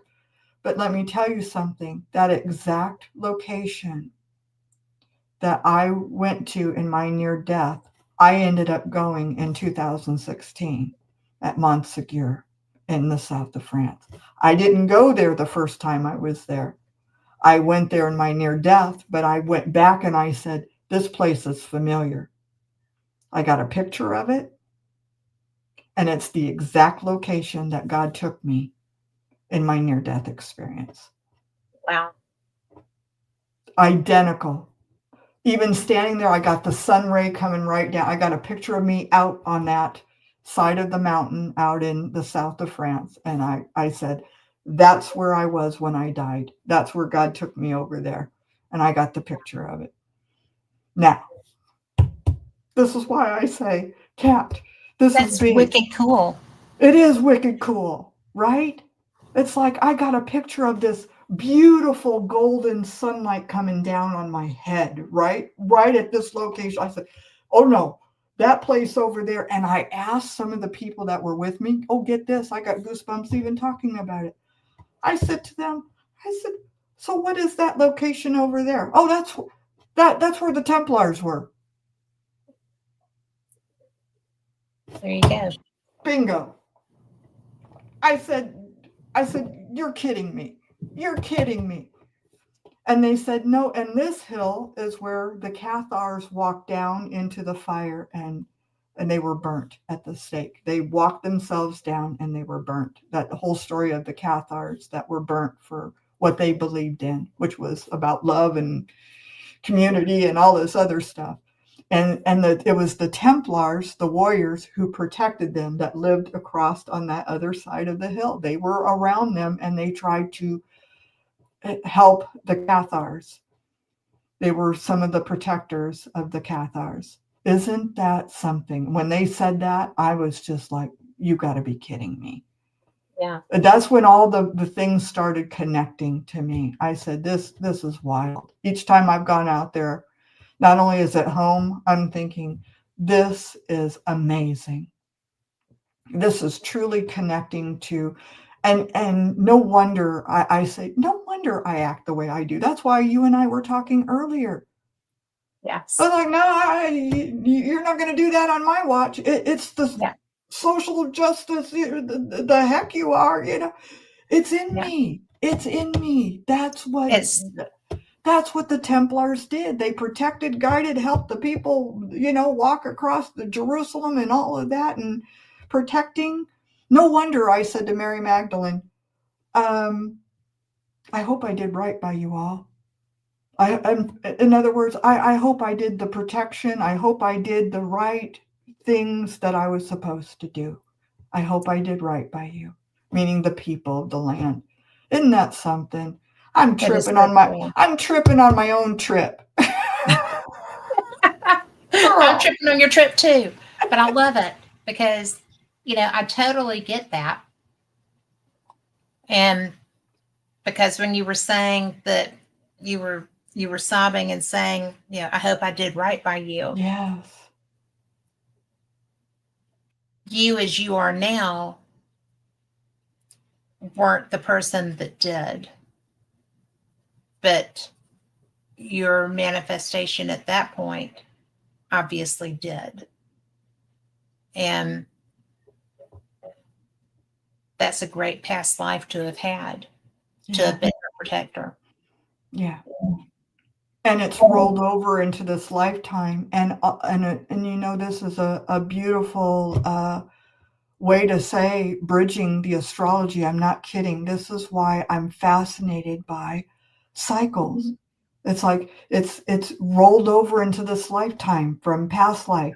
I look at people's charts and I can see the past life. It's like, well, this makes sense. This is why you did what you did. And here you are again, even though you're a different person, it's still a part of you. You're integrating it into this lifetime in some sense of you learn something, you're bringing it in, and you're using it to the good. It's not to say, oh, get rid of it. No, it's to help you. One, it's to help you understand where you came from and what you're working towards. This is why I like it. It is really looking at cycles, patterns, and things. I love it. Yeah. People are like, that girl, she's just so crazy about when you talk to her and get a reading, she is just so into it. You will just, and I do. They're like, oh my God, this girl's like, you're on fire, girl. You are on fire. But you brought that fire. And when you were there, you saw you. I did. That is wild. And you were your own protection. Isn't that something? It's like I'm getting back what I put out, like the law of karma. It's like, all right, is that kind of what you're saying? It's like, that's what I think, yeah. That's what I'm getting. Isn't that something? I can see that and I can believe that. I can align with that. Yeah. It's a part of Rhonda, this is something you did, and now you're in this lifetime having this experience, and guess what?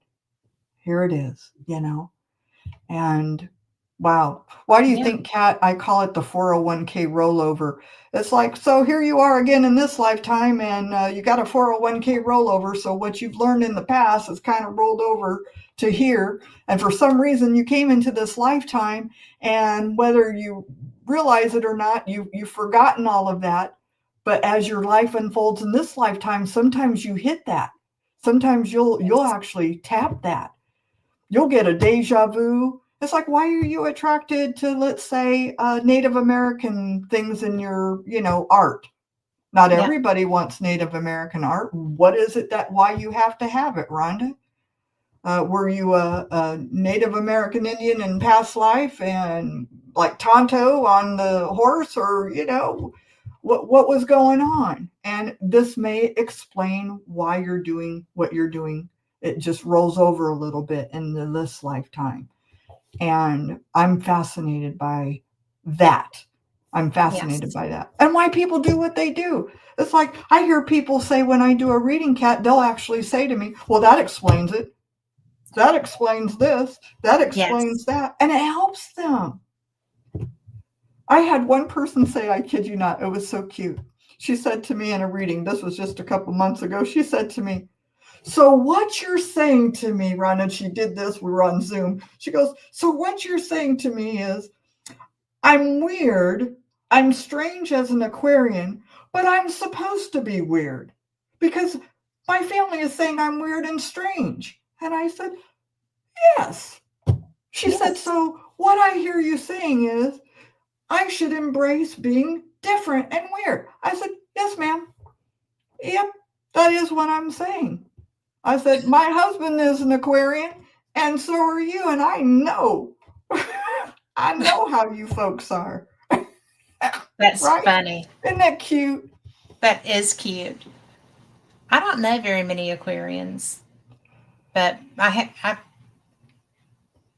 what period is that of the year?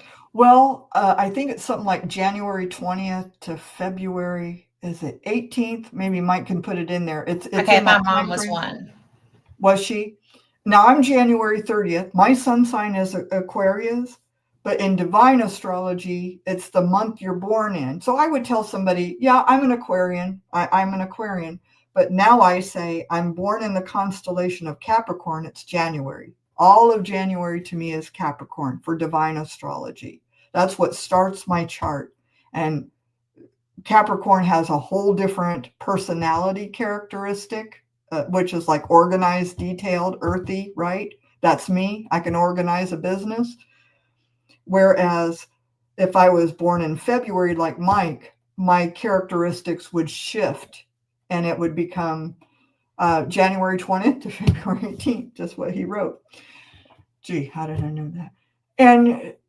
And so him being born in February, he's got a whole different temperament and characteristic that's not organized in detail. Not that he couldn't be. That's the general rule. They're That very would be my mom. My mom was like really. that too. Was she? Yeah. When was she? Was your mom? February 5th. Oh, love it. Yeah. They think outside of the box. Was she an outside of the box thinker? She was such an ass. Well, she had the extra spiciness from having been in a car accident in high school where she had a pretty severe closed head injury. Mm. And she was the only person who survived that accident. And Oh. it was, so there was that trauma too, but she didn't have a lot of memory of it. So it was, hi, April. And it was, she was always trippy dippy. My kids And are almost all different signs. Lots of laugh. Imagine my house. Yes, yeah, April. Let me tell you. Hello. she has several children, so that makes it interesting.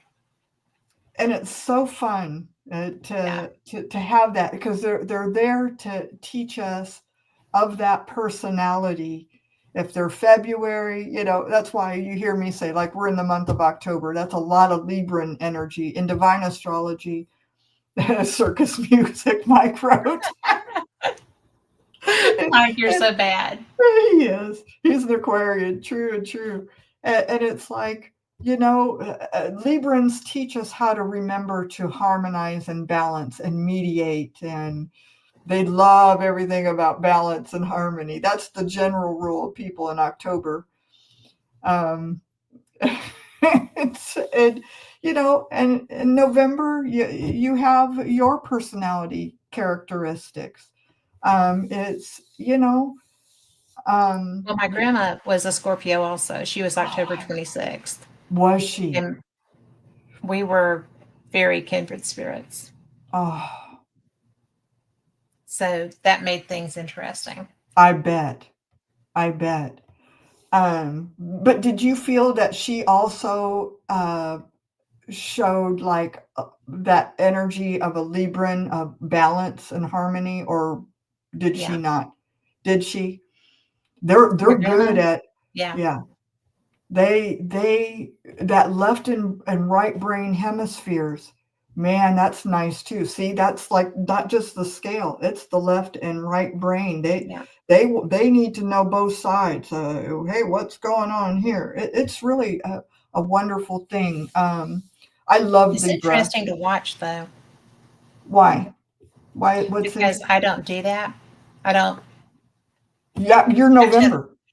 yeah. You are November, which changes the characteristics. You're a true Scorpio, aren't you? You're Yes. November. Yeah. See, November that's 7th, why right in the middle. Kat, that's why I like divine astrology. Your personality starts with the month you're born in. You Yeah. exemplify a true person in November of a Scorpio. And I tend to see even somebody on November 28th exude the same characteristics as you, right? Even somebody on November 2nd, they it's like, oh, do not tell me you're a Sagittarius November 30th, because let me tell you something. I'm sitting here watching you and what you're doing. You can't fool me, right? Your Yeah. first house Yes. begins and your personality. You can't fool me.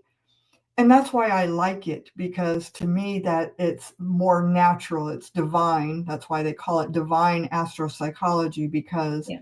it's what is in the heavens at that time, regardless of the day. During the day of Nostradamus, there were no watches and computers, so it was just that. Oh, it's Libra, it's Venus, and so Yeah. so I could be in between at August 29th. Your sun sign. So what I would say, April, you would tell somebody you're a Virgo. Hey, what sign are you? I'm a Virgo. But I would, if I was giving you a reading, I would say you're born in the constellation of Leo with a sun sign in Virgo. So you got a little bit of Leo flair in you and your personality. Yeah. And I don't know her. Could you see the little? I just know her through internet, and I would say that she definitely has a flair personality. Of Leo. Mm-hmm. But she's Leo. She's pretty interesting. April, do you feel you identify with that or not?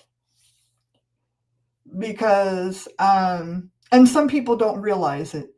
They don't realize that they are exhibiting a Leo trait. And if you look up Leo, you may see yourself showing some of those personality characteristics. I can see that at times if you really know me. Yep. Yeah.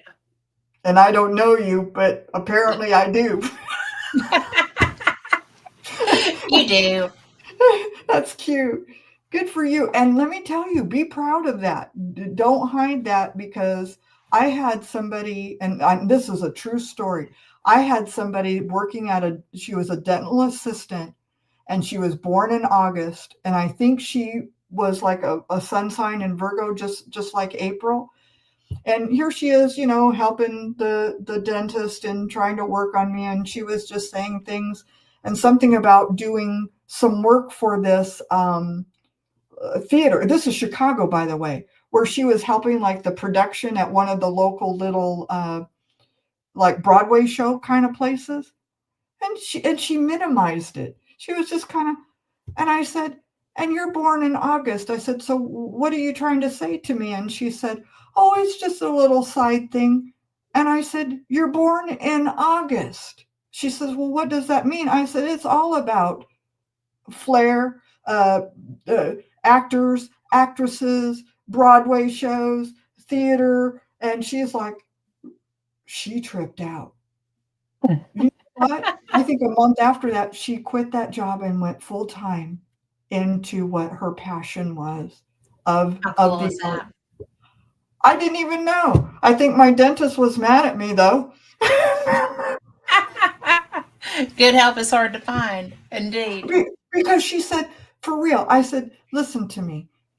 Don't even believe me. Just go look up the characteristic traits of a Leo, and you're going to see actors, actresses, the theater, the arts.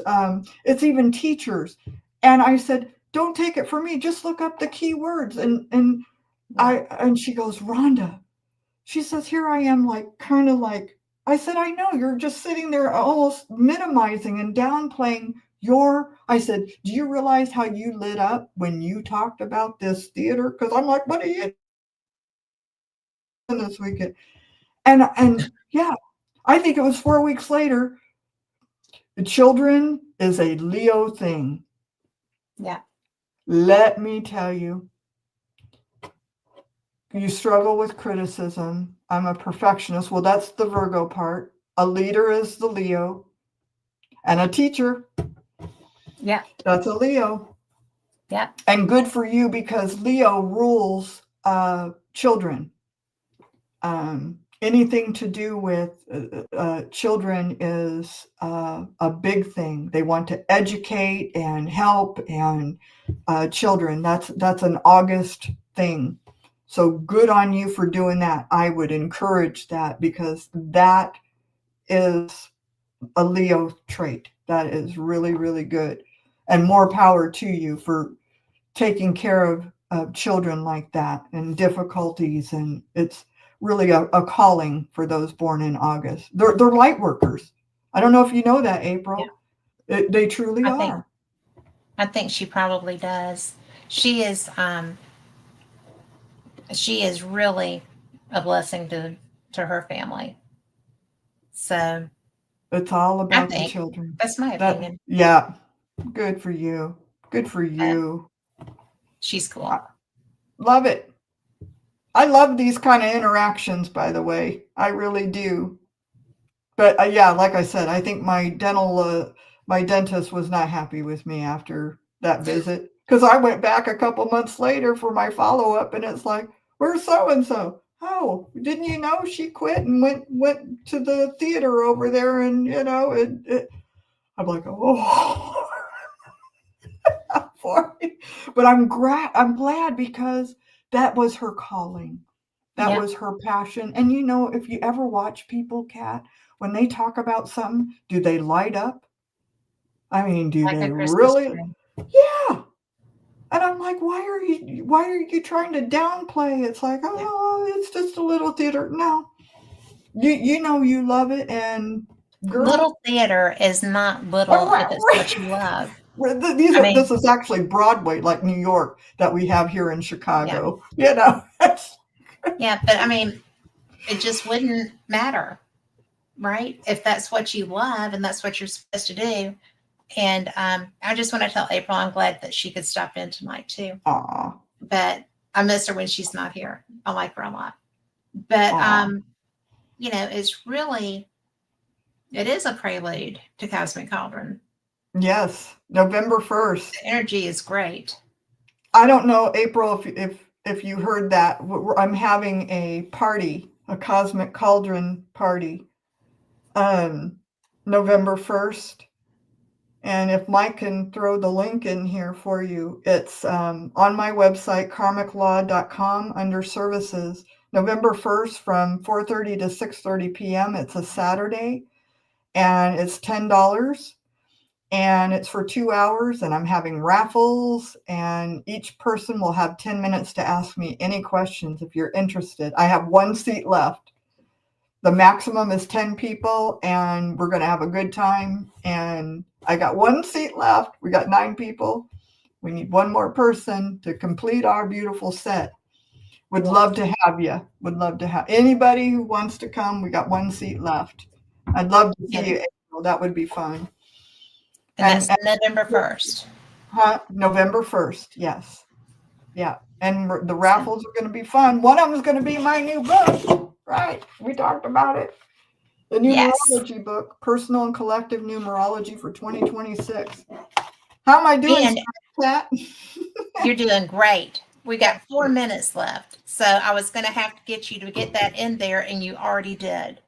So, it's really, for those that don't know, I don't do numerology. I'm not very familiar with it. I'm going to be after I get this book, because I'm very excited about it. Rhonda has blown my mind in the past with numerology. So the fact that she has got this book out, I'm pumped. And I'm getting the Kindle book tonight because it's available. Are you really? Tonight. I am. And then I'm going to get the hard copy too, so I can travel with it. But once I learn it, I'm going to need to have it with me so that I can do it with other people. So, yes, I think it'll be great. Isn't that nice that you could? Yes. It's not just for you and that, it's the whole family, and it's for 2026. Like I said, what I want to do is I put in Amazon that I'd like to do this as a series. So I would like every year to do a 2027, so people can do it and see what's going on and what collective cycle that we're in. Like we're ending a 9-year, going into a 1. And it's all, and you get all the descriptions for each one of them. So you can read what your number is going to be and what it means to you for your personal year. Isn't that exciting? I'm excited. Yay! Thank you, Kat. This is something that I have seen you do, and it's so real. It is so real. It is. So I'm just excited to be able to have a tool to learn how to do it myself. Isn't that great? I think that's going to be so great. Yeah. So, and it's a tool provided by somebody whose work I trust. And that's important. It's important. It is important. Well, thank you. I trust you implicitly. Thank you very much. And again, thank you for having me on, knowing your weekend, your week, your days, being off a day, and all of that. Bless you. Thank you for all you do. I love you. When I knew your book was coming out, I knew what we were going to do. So we're good. Thank you. I thank you. And I'm so blessed that you're my friend. And I just want you to know that. I'm double blessed that you're my friend. I think that we're very, very simpatico, and I just love you. I love you too. I do. Scorpio and all. Huh? I said Scorpio and all. I love you. I'm a very nice Scorpio because I learned that I don't like when I'm not. I don't like, when I see the other side of the Capricorn in me, it's like, ow, excuse me. Yeah. And, it's really bad because when everybody has their own traits, and when I upset my grandma because she actually, I guess, I don't know what she had said, but I turned around and looked at her, and apparently I gave her look, and she was like, "Why are you looking at me with hate?" I was like, "What are you talking about?" She was like, "Well, that was so much hate." And I was like, "I in no way hate you. I love you more than anybody else on this planet." So no, that wasn't what that was. That wasn't your stinger coming out. I learned then that I had to be very careful because I do have that look. you know, and I do think a lot of that is Scorpio. It is. And There's so an intenseness to a Scorpio, and unless you you have to know how protect to, that. yeah, yeah. Watch those stingers.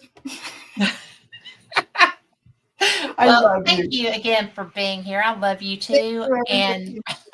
Kat. we will do it again. Okay, So babe. Thank you so much. thank you. Good night, everybody. Thanks for being Good here. night. We'll see you next time.